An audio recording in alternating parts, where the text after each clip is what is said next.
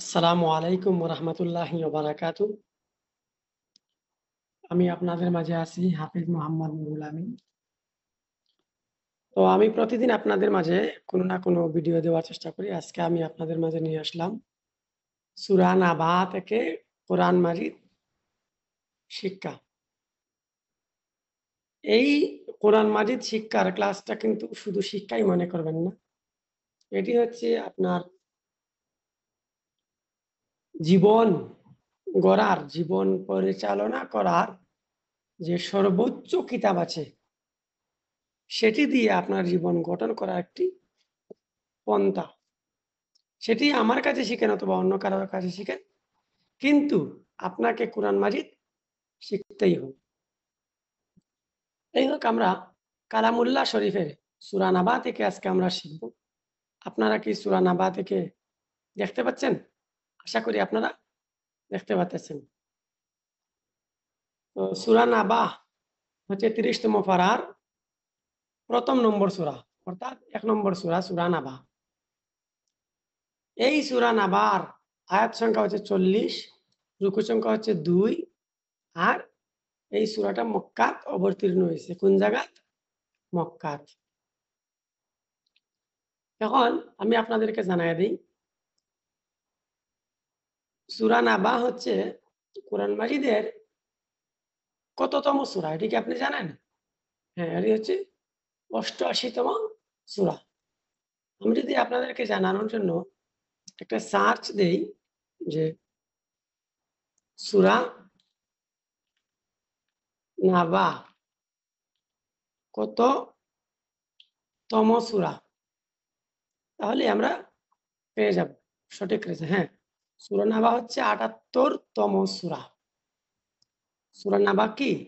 ৭৮ নম্বর সূরা, অর্থাৎ ৭৭ পর্যন্ত ২৯ নম্বর পারা, আর ৭৮ নম্বর সূরা ৩০ নম্বর পারা থেকে শুরু হয়েছে। এটাই হচ্ছে সূরা নাবা। আমরা সূরা নাবার সহিশুদ্ধ তিলাওয়াত শেখার জন্য এই ভিডিওটি কন্টিনিউ করি এবং মনোযোগ সহকারে বসে পড়ি। হাতে খাতা এবং কলম নিয়ে শুরু করি। আউযু বিল্লাহি মিনাশ শাইতানির রাজিম। আম্মা ইয়াতাসাআলুন। এই সিন আলিফ জবর সাটা ৪ আলিফ লম্বা হবে। কয় আলিফ? ৪ আলিফ। আম্মা ইয়াতাসাআলুন।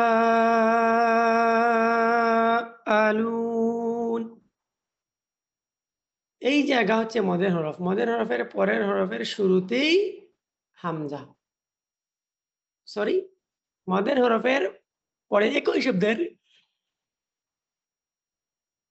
মধ্যে হামজা আসলে ৪ আলিফ লম্বা হয়। মদের হরফের পরে একই শব্দের মধ্যে হামজা আসলে কয় আলিফ লম্বা হয়? ৪ আলিফ লম্বা হয়। এটাই হচ্ছে কি? মদ্দে মুত্তাসিল। এটাকে কি বলে? মদ্দে মুত্তাসিল বলে। আমি আপনাদেরকে জানিয়ে দিই মদ্দে মুত্তাসিল কাকে বলে। তো মদ্দে মুত্তাসিল, মদ্দে মুত্তাসিল। এই যে আমি লিখলাম মদ্দে মুত্তাসিল। মদ্দে মুত্তাসিল হলো আরবি হরফ পড়ার একটি নিয়ম। যখন শব্দটি একই শব্দের মধ্যে মদের হরফের পর আলিফ, ওয়াও ও ইয়া এর পরে একই শব্দের মধ্যে হামজা আসে। এখানে একটু ঘুরিয়ে ফিসিয়ে লিখে দিয়েছে, বাট আমি আপনাদেরকে বলে দিচ্ছি যে মদের হরফের পরে একই শব্দের মধ্যে হামজা আসলে ৪ আলিফ লম্বা করে পড়তে হয়। তাহাকে কি বলে? মদ্দে মুত্তাসিল বলে। তাহলে মদ্দে মুত্তাসিল আমরা আজকে জেনে নিলাম। তাও আমরা অনলাইনের ভাষায় একটু জানার চেষ্টা করি।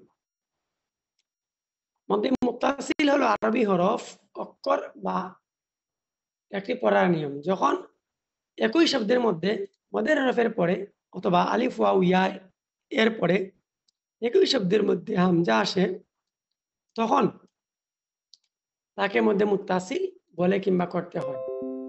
এই মধ্যে মুত্তাসিলের পরিমাণ হচ্ছে ৪ আলিফ। কয় আলিফ? ৪ আলিফ। এখানে উদাহরণস্বরূপ একটা দিয়ে দিছে, এটা আপনি পড়বেন। জা, এখন আপনি বুঝতে পারছেন? আশা করি আপনি দেখতেও পারতেছেন এবং বুঝতেও পারতেছেন মধ্যে মুত্তাসিল কাকে বলে আমি আপনাদেরকে জানিয়ে দেওয়ার চেষ্টা করেছি। তখন আমরা যদি আবার সেই আয়াতের মধ্যে ফিরে যাই, আনিন নাবাইল আযীম, দেখতে পাচ্ছেন? আনিন নাবাইল আযীম, এই জয়েজের জিম, এটা কিন্তু ৩ আলিফ পরিমাণ লম্বা হবে। কারণ মদের হরফের পরের হরফে থামলে ৩ আলিফ লম্বা হয়। আচ্ছা। আমরা কিন্তু একটা স্ক্রিনশট অলরেডি নিয়ে নিছি। তো এই স্ক্রিনশটটা ছিল মধ্যে মুত্তাসিলের। তো এখন আমরা জেনে নেই মধ্যে আরিজ কাকে বলে। মধ্যে আরিজ হচ্ছে এই যে ইয়া সাকিন তার ডাইনে জের, এতটুকুই হচ্ছে মদের হরফ। এই মদের হরফের পরের হরফ হচ্ছে মিম। এই মদের হরফের পরের হরফে থামলে ৩ আলিফ লম্বা করে পড়তে হয়। এটাই হচ্ছে মধ্যে আরিজ অথবা মধ্যে আরজি। الذي هم فيه مختلفون, ঠিক এই জায়গার মধ্যেও মধ্যে আরিজ হইছে।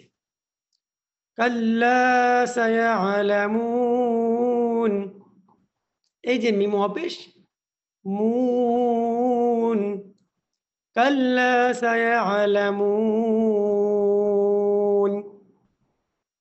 তারপর সুম্মা কাল্লা সায়ালামুন, এই মিম অপেশ মুটা ৩ আলিফ। তারপরে দেখতে পাচ্ছেন আলাম নাজআলিল আরদ, এই যে আলিফ লাম মিম জবর লাম, এই মিম ধরার সময় আপনাকে কিভাবে ধরতে হবে? আলাম, এই মিমটাকে কখনোই লাড়া দেওয়া যাবে না।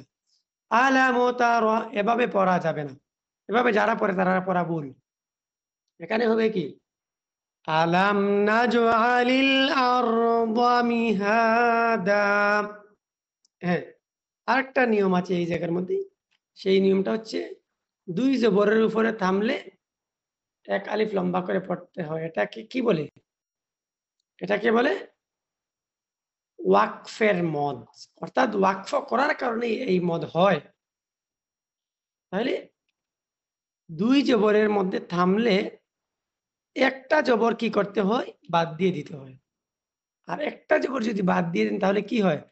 আলিফ খালি ডাইনে জবর হয়। এইজন্য এই দাল আলিফ জবর দাটা লম্বা হবে। ওয়াল জিবালা আওতাদা, ঠিক এই জায়গার মধ্যেও একই নিয়ম। সরি। আলহামদুলিল্লাহ। আপনারাও ইয়া আলহামদুলিল্লাহ বলতে কিন্তু ভুলবেন না। وخلقناكم أزواجا وخلق,